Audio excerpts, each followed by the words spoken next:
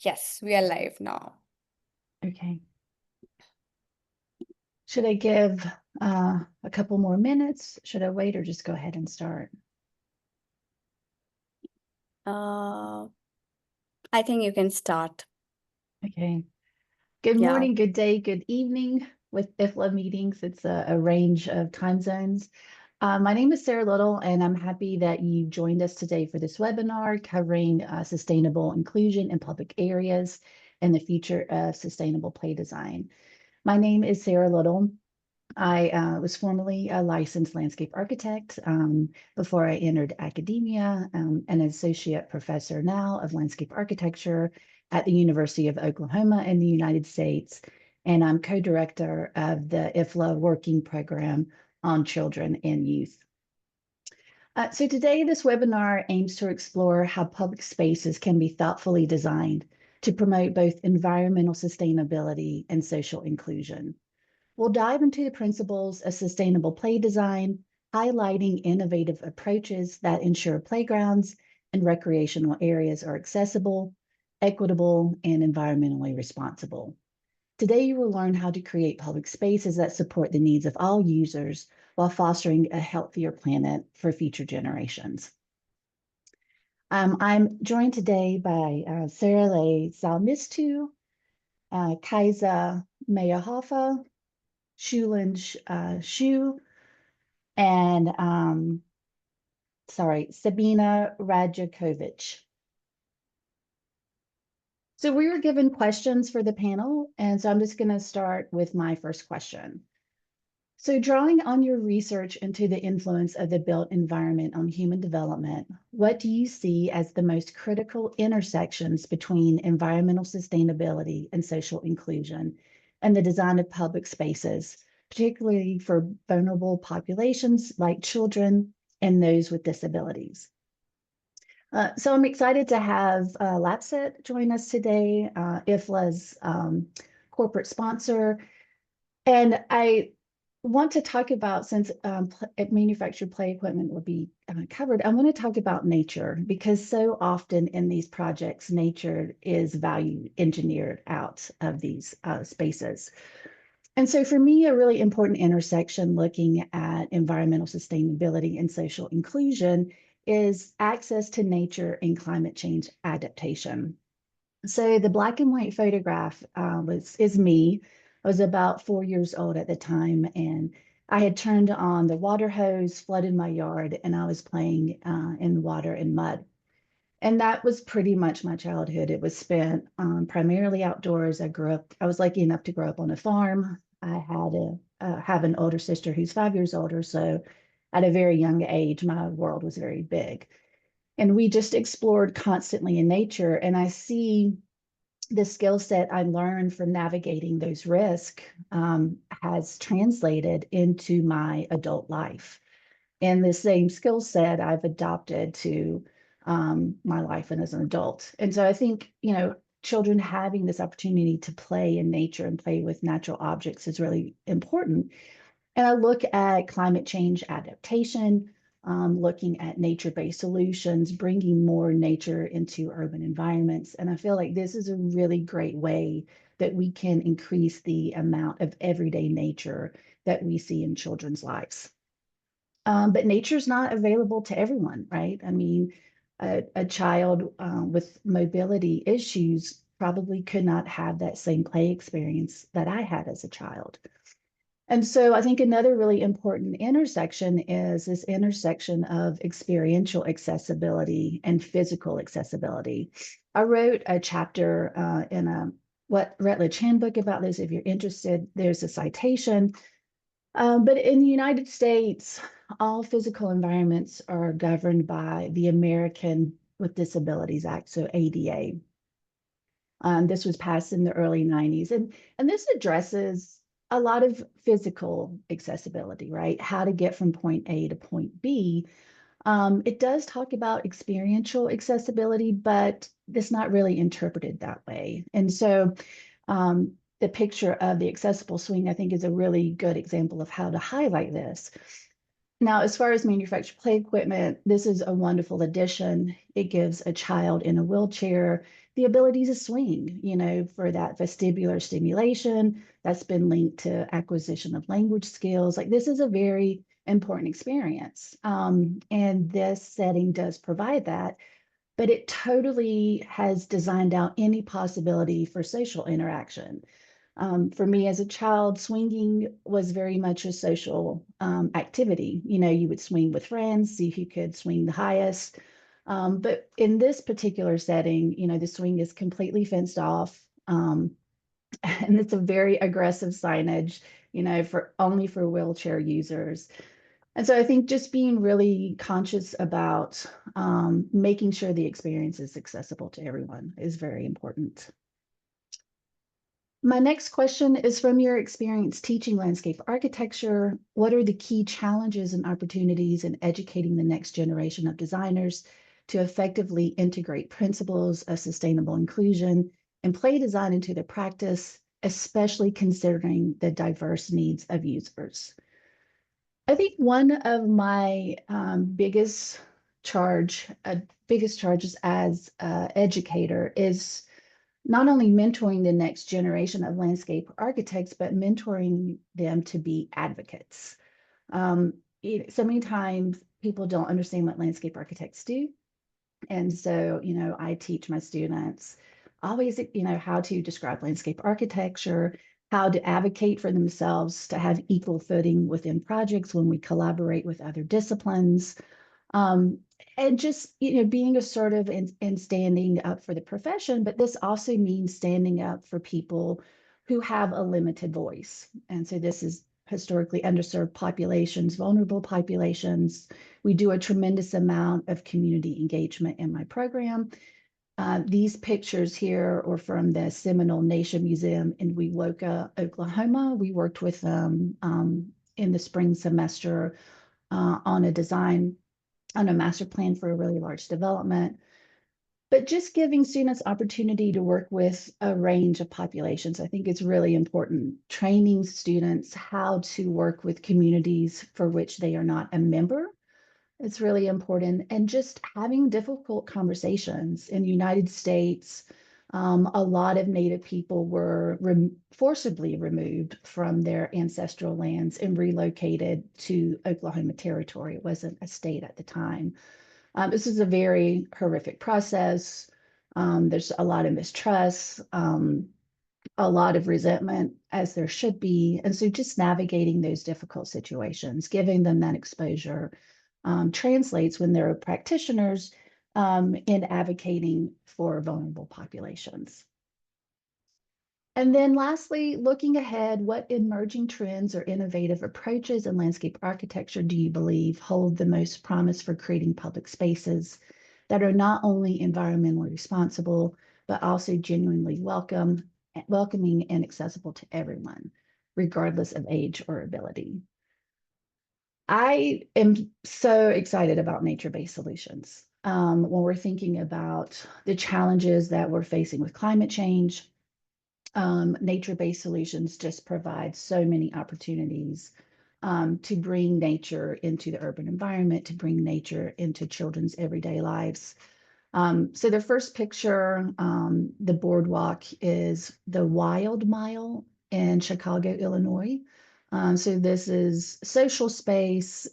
This is environmentally sustainable space. So these floating wetlands that has a greenway trail incorporated into it. And then, of course, the very famous Turnscape sponge cities. I mean, I think climate change is really pushing us to think about the built environment differently. It certainly has impacted the way we educate our students in landscape architecture, to really look at natural processes and how we can replicate those in urban environments. And so with that, I will pass it on to Sabina. Just, yeah, 1 second. Now it works. You can hear me? Great, thank you. So Well, yes, I've already been introduced. I'm just going to jump into the first question. Do you, Sarah, have it available there anywhere?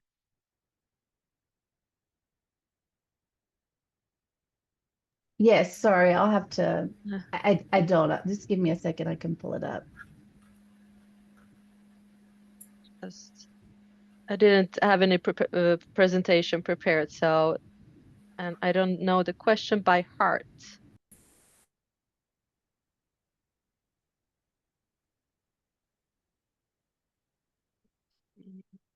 I just need to pull it up on email, so just bear with me.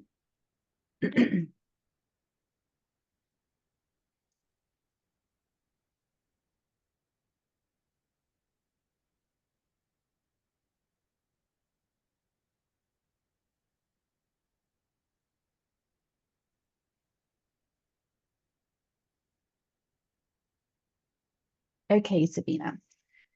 You have a strong focus on chemical safety and responsible sourcing. Could you elaborate on the specific challenges and successes LAPSET has encountered in ensuring the materials used in play equipment are both environmentally friendly and completely safe for children, especially in the context of a circular economy? Yes, so I'll just jump right into it then. So at Lapset, we do design and manufacture products that children can interact with directly. So they can climb on them and they can touch every surface, basically. And sometimes they can spend hours in close contact with those products.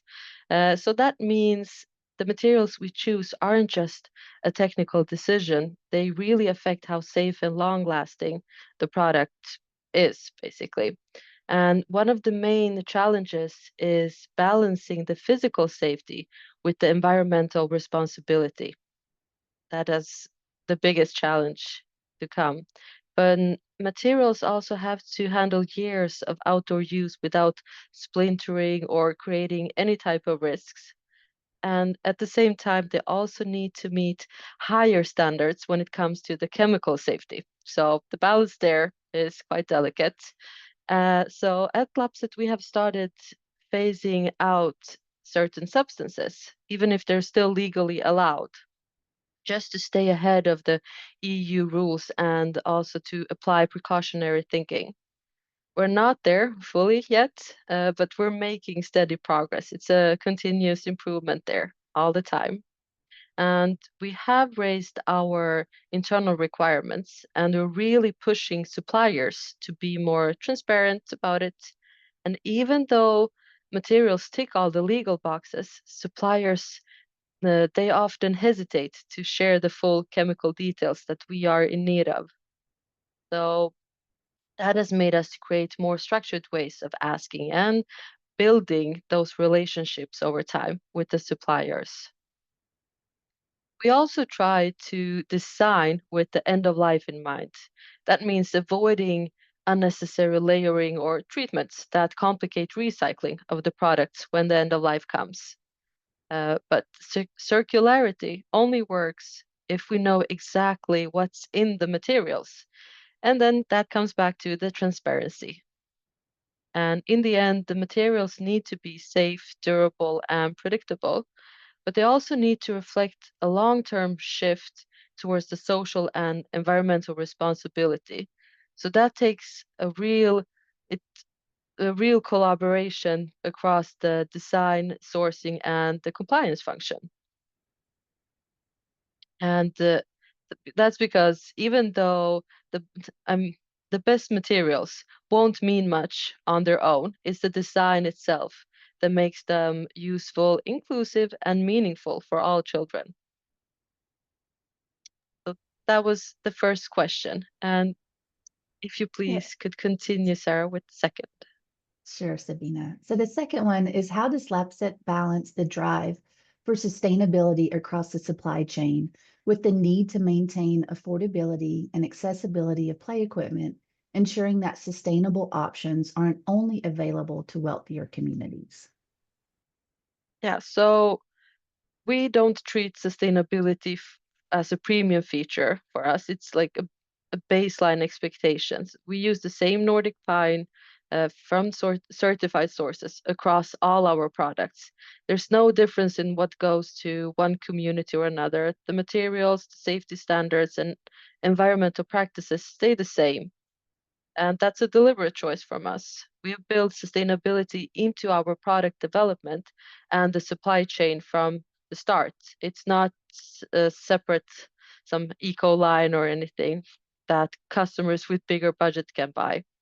And it's not about offering more to a few, it's about raising the standard for everybody else in the industry. That's what needs to happen. And of course, it's not always easy to keep the costs steady while improving sustainability, but it works when we focus on the long-term value. And that includes designing durable products, reducing the waste, and working with suppliers to improve the performance without adding any extra complexity. And that's why our approach is built to scale, not to add costs, but to deliver more value across the product's lifespan. And it's also why we don't separate the environmental responsibility from the social inclusion. That's the important here. It needs to be all in the same package. And safe and safe and sustainable public spaces should always be available to everybody, not just a select few. And that was second question. All right. Please give me the third one. Sure. So your final question is, in your experience, what are the most effective strategies for engaging with suppliers and stakeholders to promote sustainable practices throughout the entire life cycle of public space products, from raw material extraction to end-of-life management? Yeah, so I've already covered some of those topics, but now we will go a little bit more deeper into it. And this is speaking from our own experience. And one of the most effective strategies we found is to involve the suppliers early on in the process, not after the decisions are made, but when the product or material choices are still open. That's when you have the most influence and can do the most changes. So if we start with a shared understanding with the supplier, it's much easier to build something then that works both technically and sustainably. That's always the balance there. You have to have it working both ways. But not all suppliers are at the same place. Some are just beginning this journey with sustainability. Others are far ahead, especially in certain material sectors. There are uh, forerunners. So we adapt our approach depending on their level of maturity. With some, it means helping them understanding the upcoming EU requirements, for example, and or why transparency matters for us. With others, it could be that we're going further together, phasing out chemicals or piloting changes or improving traceability. We learned that sustainability isn't just about putting pressure on the supplier. We need this, we need that. It's about the partnership with them.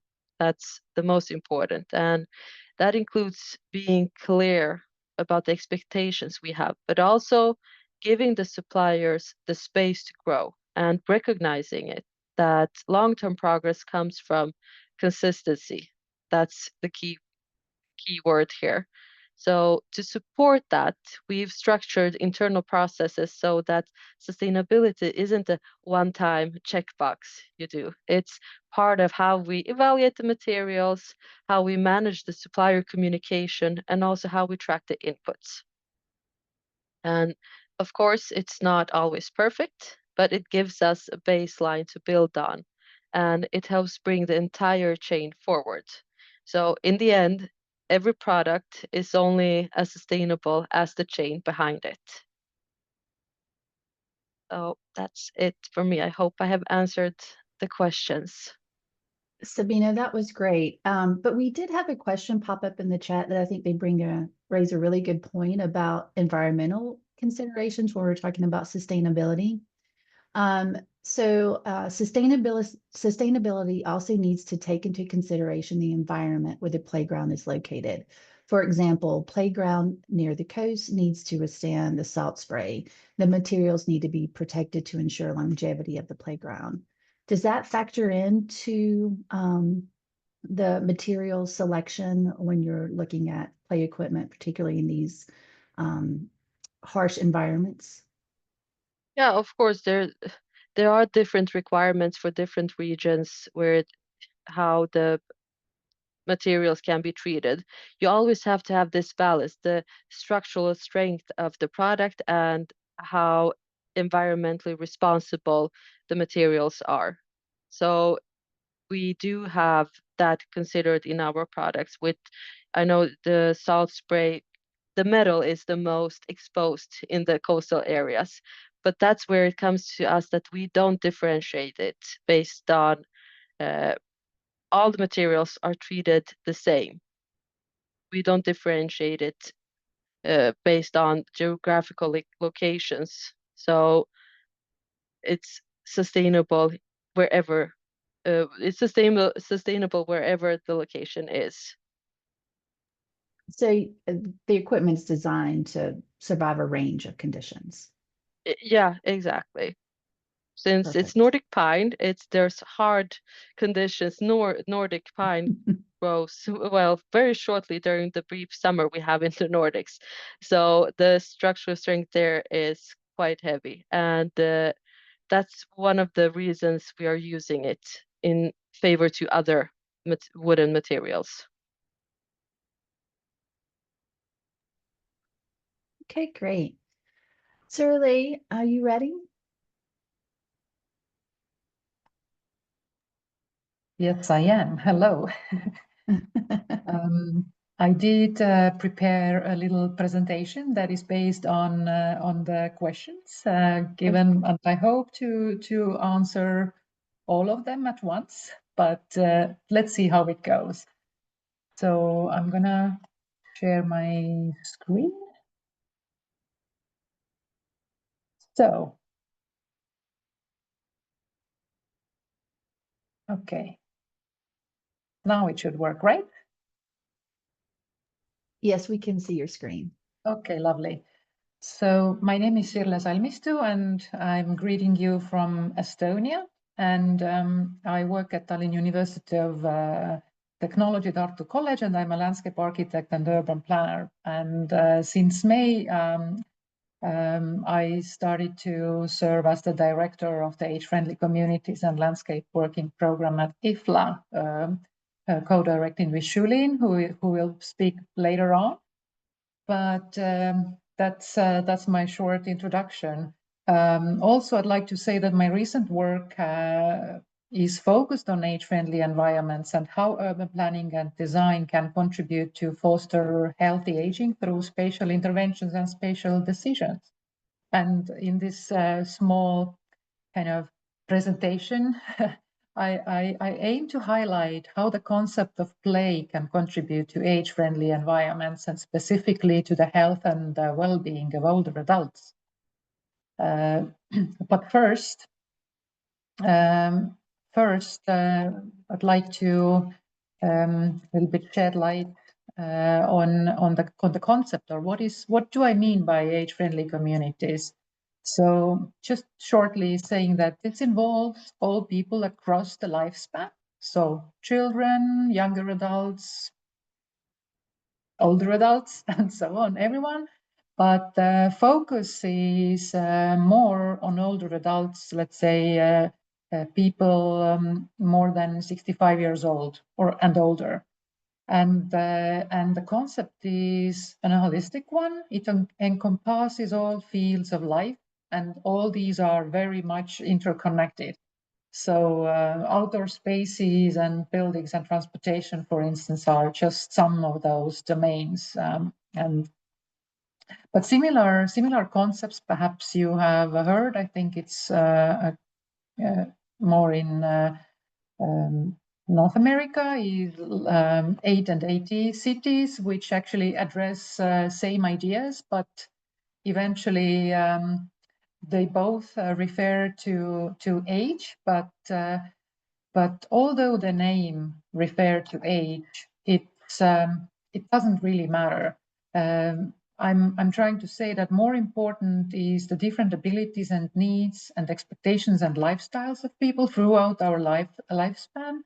And this, to my mind, should be our major design considerations.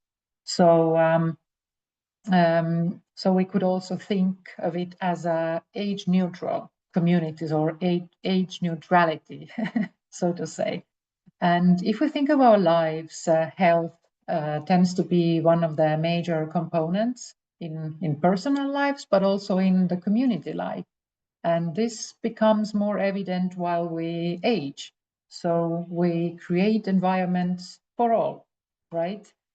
And as health is a very important component, so I'd like to think of designing environments as health-driven urban design, so to say.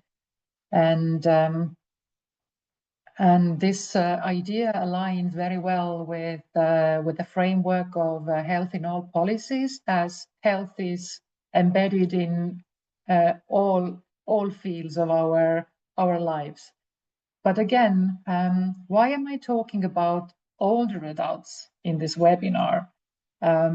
Well, given the context that the world population is aging and traditionally play is associated with children and youth, I'd like to point out how play or play design can actually, or sometimes invisibly, contribute to health and healthy aging.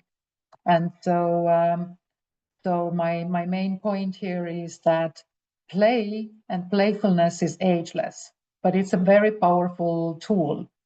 And if I'm thinking of play, I'm referring here to activities that is practiced for its own sake, for the purpose of fun and amusement or fulfillment, or for the joy of the activity.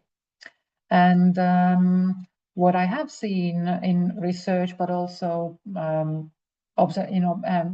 personal observations as a researcher and practitioner, that if opportunities are provided for people, also adults and also older adults engage into play or playful activities with great excitement.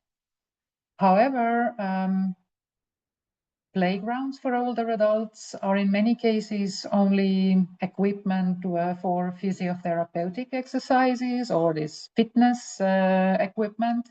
But what about play equipment such as swings, slides, trampolines for adults, where they can actually fit in with their measures, let's say? And this, the same idea applies for young adults and children who are, let's say, larger in their sizes. And so I'm thinking of universally designed products and spaces could provide joy for more people in this sense. So that's if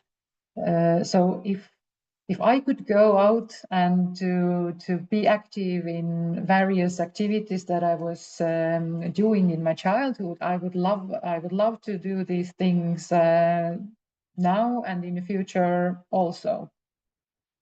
So the play is also very beneficial and even better if it's done together with someone. It's not the solo players, but we do it within groups.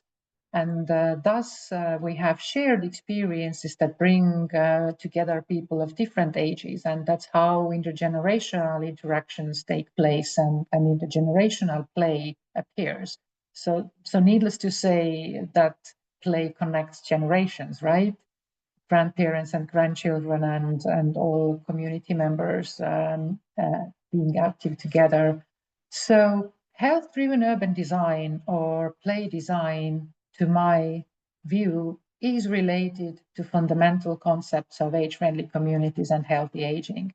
And here are some that I'd like to point out, and these are specifically considering older adults, but they actually apply to most people. First of all, independence and autonomy.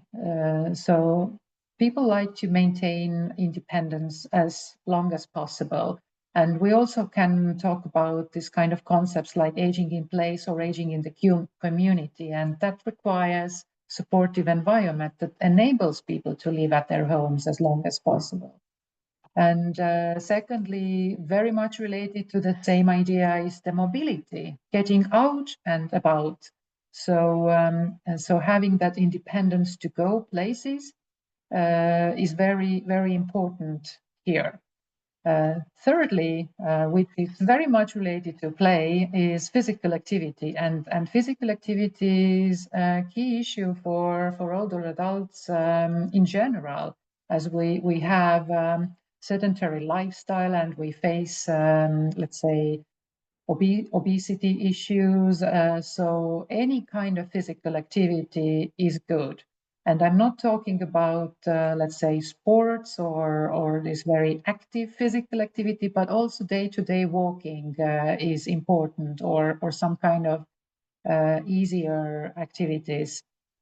And research has shown very well that this has a lot of impact to our brain health, to our muscle and bone health, and that's one of the things that can contribute to falls prevention, which is a big issue for older adults. So another one, it's the idea of destinations.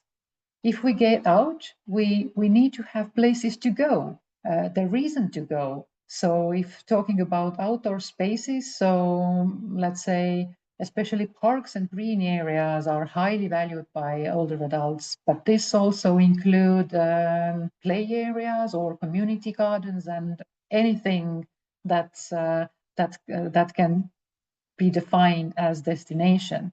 And of course, another overarching concept is the accessibility. So we already have heard about that a little, but this is like a really fundamental key principle. Also, inclusive design or universal design or design for all. These are all kind of the same ideas behind it. So this becomes extremely important for older adults to be able to be engaged to outdoor activities and also for social activities. And my last point here is social connections and meaningful social connections. Also, social inclusion and sense of belonging are the keywords over here that I wanted to put them all together. So places that can help to mitigate social isolation and loneliness, which is another big issue for older adults, are very important. And that lies the importance of the designers who create places for people.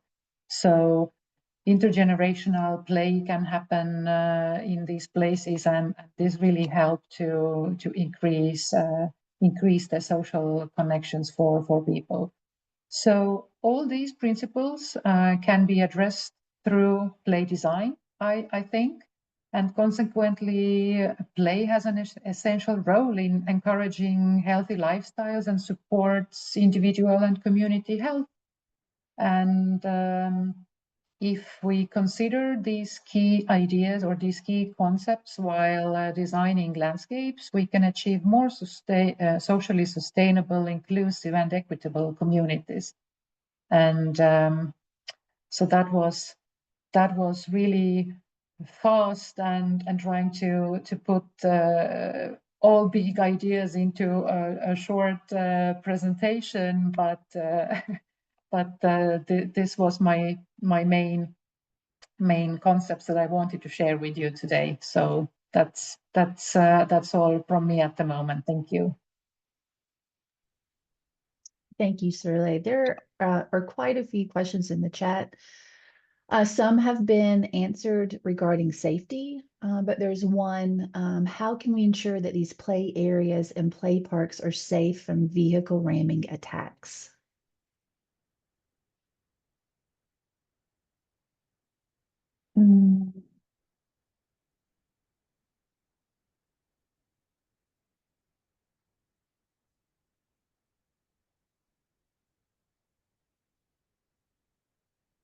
Well, it's a good question. Mhm. It's there are so many there are so many components at the same time that a designer needs to take into consideration, and this, it really depends on the context and depends on the place where this play area is designed. So there are different means how to do it.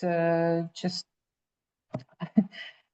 it's actually quite hard to even respond to this question. So maybe the designer should keep that question in their mind. Of course, safety is a very important thing, and of course, I don't want to say that all play areas should be designed for everyone, everywhere at the same time. And of course, specific design for, let's say, smaller children or younger adults can take place. But these are kind of general ideas that if we could create places where more people can use it and its functionality, it's better. But of course, play areas for very small children,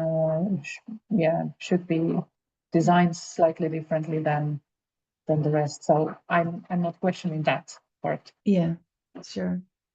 And then the next question that popped up during your presentation, is there any infusion of sensory and experiential aspects in the design of play parks and play areas which make people stay and enjoy these spaces and connect them with their daily lives? I'm sorry, I kind of missed the question. Yeah, sure. I'm trying to trying to find it from the webinar chat, or maybe you Yes. can. Yeah, What from was Marvin Tejeda. Is there any infusion of sensory and experiential aspects in the design of play parks and play areas, which make people stay and enjoy these spaces and connect them with their daily lives?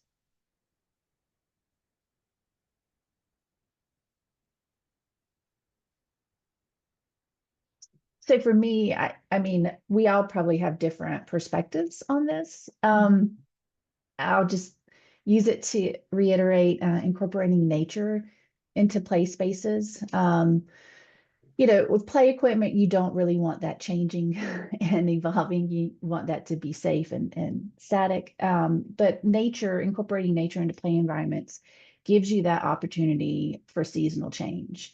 And so every day it's a different space, right? I mean, when we look at seasonal interests, flowers blooming, fruits, seed pods, leaves changing colors, through that process, all of the wildlife that's attracted. I think nature makes places really very engaging. And I could see that being a draw for people to come to these spaces and connect them.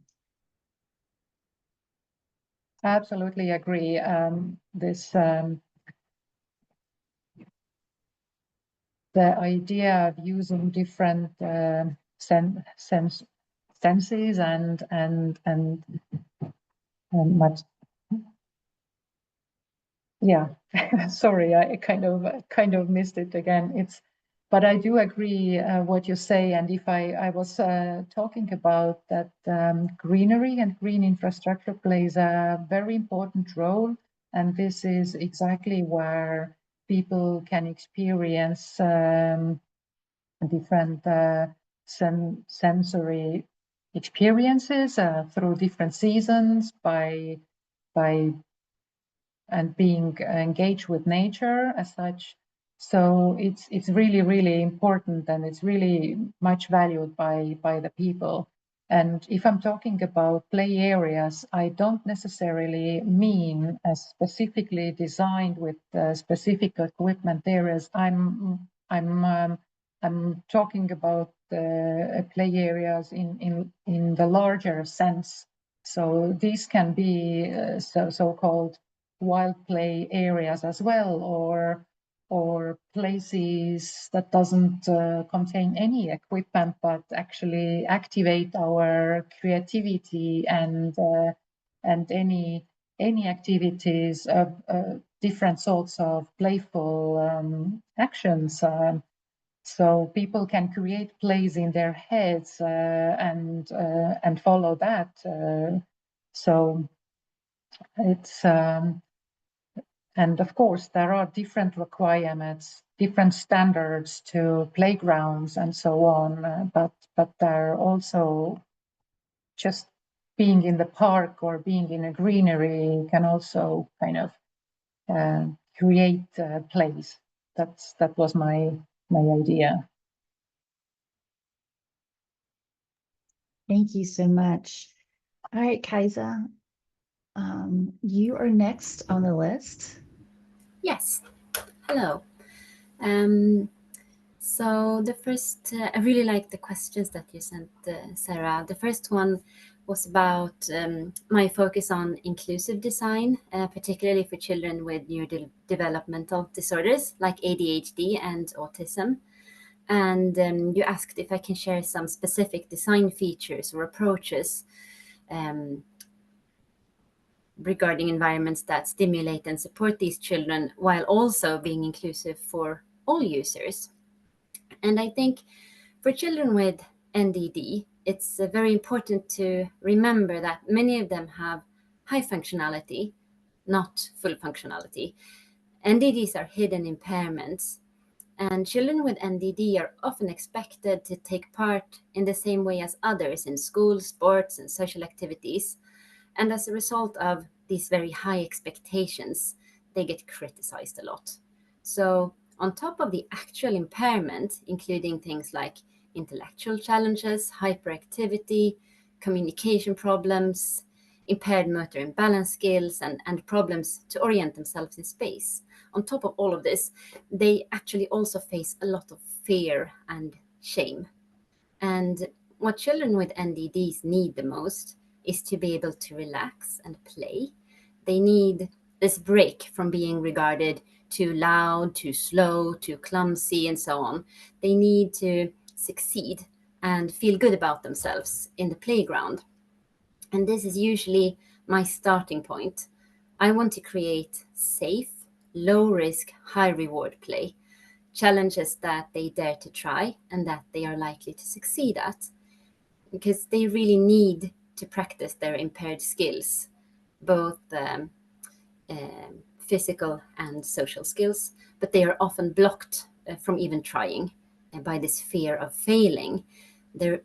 Oftentimes they're very scared that they may do it wrong, that they will get yelled at like they do all day in school, or that they will hurt themselves with these very common that they have the balance impairments, for instance. So that makes this a very real fear for these children. And to mention some concrete examples, I think it's important to remember that equipment must be very easy to understand and use to be available for these children. And when it comes to, for example, high and challenging play, it is extra important that we think about safety and that we make sure to, in the playgrounds, alternate it with slow play to not encourage hyperactivity or bad risk-taking. And then, most importantly, there should always be accessible play, very close to the ground, so that this fear of injury is not blocking them from trying. And these things, I mean, they're good for all children. Non-impaired children may use things in different ways, but the extra attention to safety and inclusion, that benefits everyone. So I think this is a very important question. And then you also asked how do I usually incorporate this user-centered approach, and what methods I use to gather meaningful feedback from children and their caregivers. And first of all, I spend a lot of time in playgrounds, and I really agree with Sari that playgrounds are wonderful places for people of all ages. I love being there. And I think it's tricky because if you disturb children with questions, you risk biased input. So observing or even asking if I can take part in games, that's a much better way of getting detailed input, avoiding bias to some extent. And same thing when I talk to parents, because it's not very popular to approach playgrounds and just stare at children. You usually have to also talk to the parents.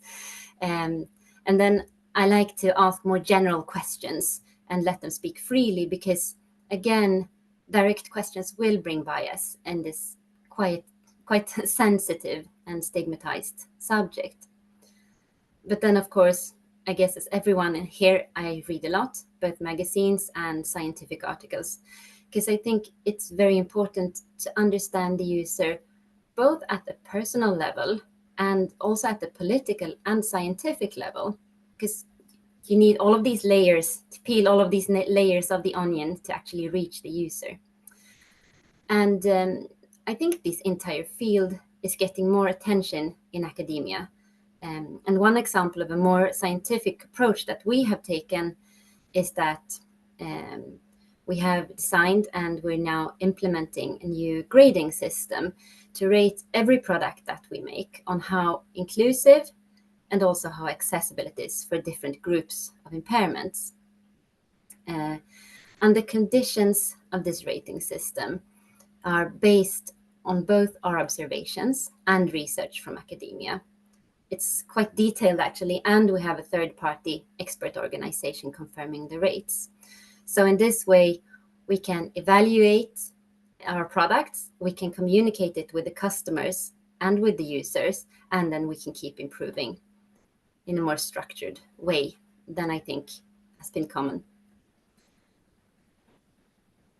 And then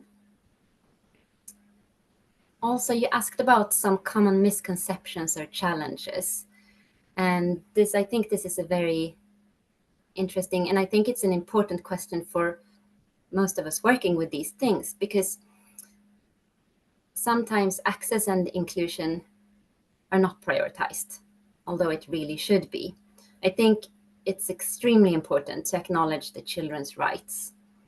We as societies have, at a similar level across Europe and most of the world, agreed to recognize children's rights, with some national and even some international law.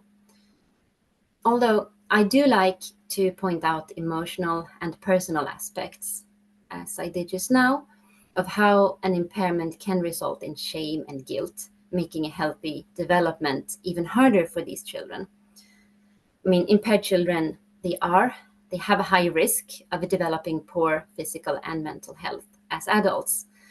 And for example, if you look at NDDs, they are more common in people who end up in incarceration.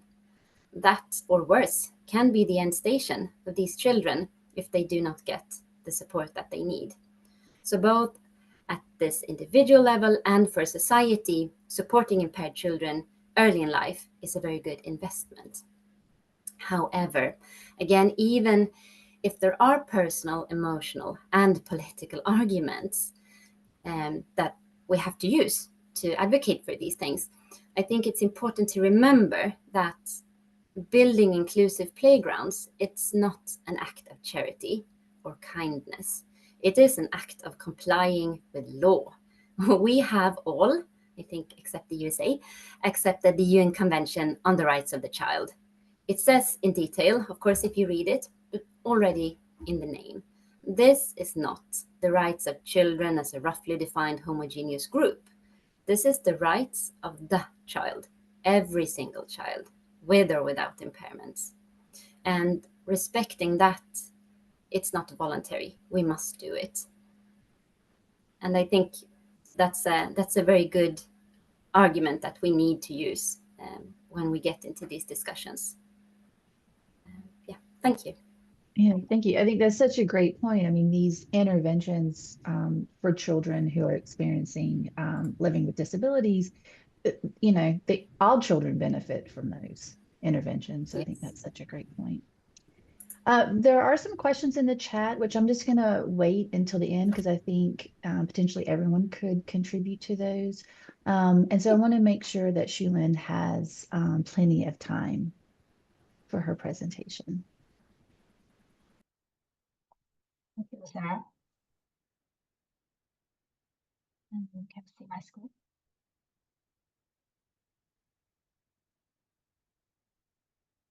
So hello everyone. I'm Shilin Shi. I'm from Tsinghua University in China. I'm also co-directing the working program of age-friendly communities and landscapes in IFLA with Shirley.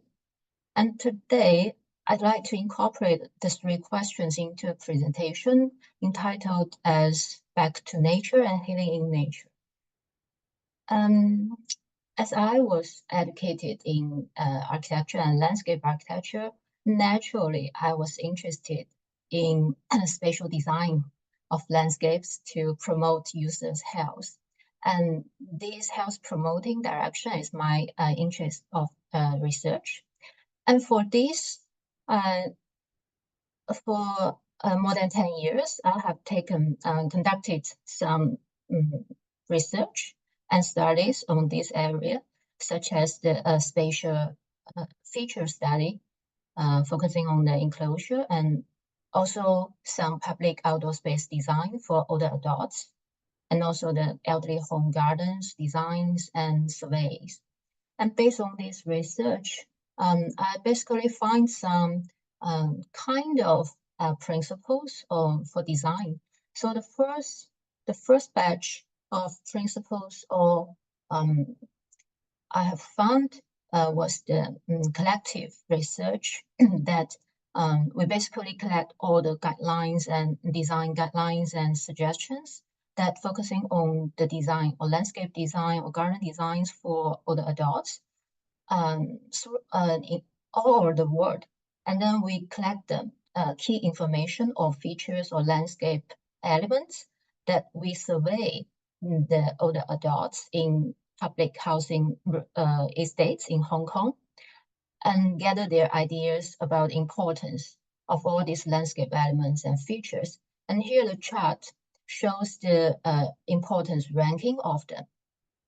So basically it helped to put all the scattered puzzle pieces of those design research outputs together for a complete picture.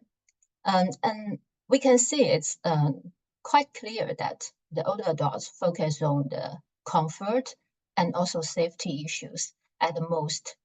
And some parts of them are actually contradictory with our common understanding as educated landscape architects, such as the small space for solitude was ranked almost least important for the older adults. But for us, as we are educated, we are always emphasizing to provide some little or small spaces for privacy in the public spaces. So it's interesting. And actually, when we ask for the reasons, the older adults actually offer some reasons. One of them is for they are willing to joining or feeling as part of the community. So from another observation study that we conducted in Hong Kong as well, that we can see clearly that how the older adults are focusing on people's activities like the walking or moving activities and plays like the old man circled by the yellow circle and rectangle. And he was watching a chess play. So eventually he joined the play for himself. So that's the process, how this man engage himself into the community life. And for the lower pictures, we see the 3 ladies sitting in the same bench for the entire afternoon, just because peoples are working around in front and aside of them, as shown as the yellow arrows shown that the major path routes next to the space they stayed. And between these 3 ladies, they didn't talk too much actually, and the postures are even unchanged for the entire afternoon. That was surprising when we observed this phenomenon. So that's one reason that the older adults may prefer those more open space and the smaller one. And another reason could be the safety concern. So here are some cases, the two spaces from one single garden from an elderly home facility. So the only difference between these two spaces is the allocation. The space one is allocated on top of a small dirt slope and kind of hidden behind some dense woods. It's kind of a private space or small solitude space. And space two was also the same pavilion with same bench settings inside it, but just in a much opener space that's surrounded by the passes. And in our observations, we found that the older adults much more prefer the space two than space one. Simply because they can be seen if they are in an accident, as told by them. So it's interesting that to find some difference among the older adults. So if you know that prospect and refuge theory, it actually talks about people that prefer some space that he or she can see but cannot be seen. So that kind of space is much more preferred normally. But for older adults, they actually prefer the space they can see but can also be seen at the same time. So that's different from some traditional ideas or conventional ideas as designers we started. But of course, that's one aspect of our research findings. With all the understanding of older adults' preferences and their needs, we also try to transform the research findings or understandings or knowledge into actual spatial design or project design, so that we conduct evidence-based design for this example, a chronic disease management center in Chengdu. We completed this project last year. We can see from the pictures that it not only has those ornamental spaces, that a small courtyard for viewing and for good sightseeing, but also spaces that in a convenient scale, that to provide facilities for horticultural therapeutic activities and also social gathering activities.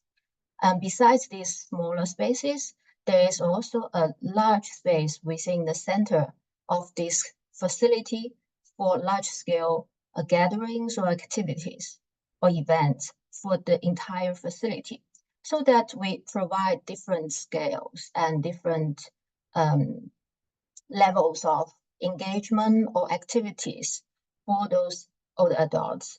So to provide opportunities and for their choice according to their preference.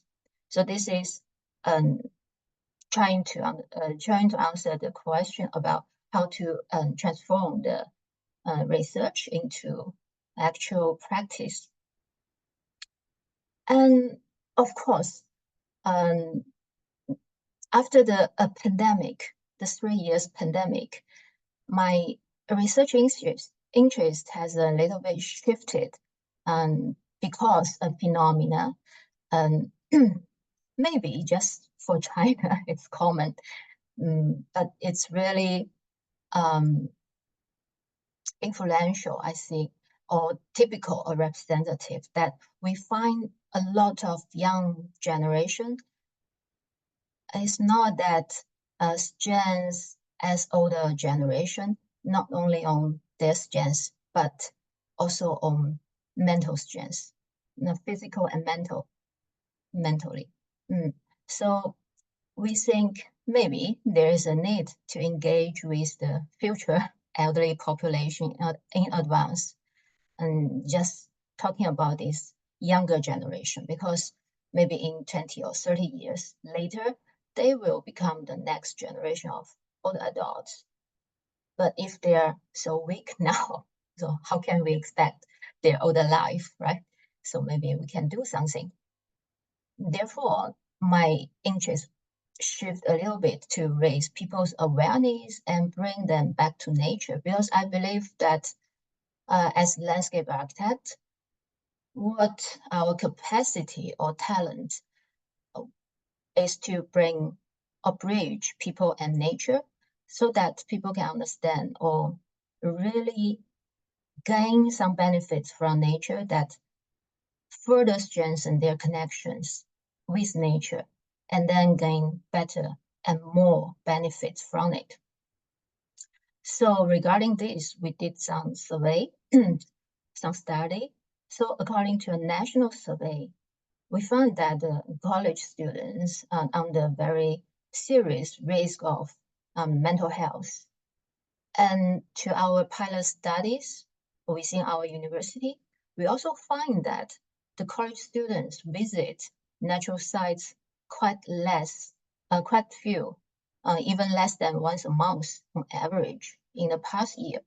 So that's surprising that we have a lot of natural areas or resources surrounding our university, but still students do not visit them. Why? So we really want to understand and bring them to the nature. So we organized some healing programs in nature for the younger generation specifically.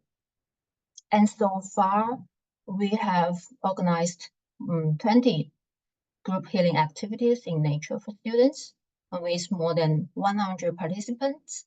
So here are the pictures that showing the students that they engage into the natural environment.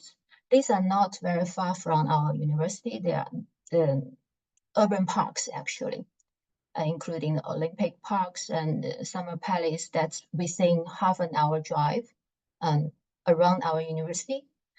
That they touch, they smell, they see all the natural elements, and then they discuss their questions within the natural environment. They can also project their problems into the natural elements, so that maybe one tree represents this person and show some personality of he or she, and then the group mates can discuss together freely without any pressure.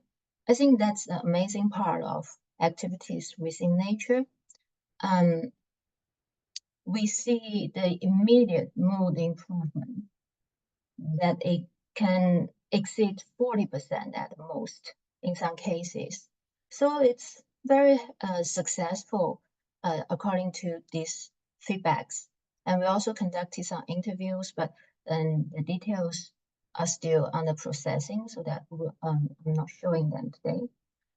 But what we have learned from these activities or research is that